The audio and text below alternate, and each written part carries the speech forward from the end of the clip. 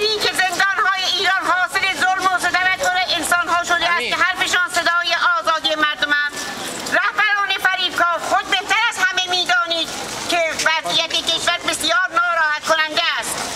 پس عزم و اراده مردم ایران را سراسر جهان می‌طلبد که تا با یک حرکت دیگر عمر سیاسی این نظام را به پایان برساند و به خاموشی ببرد.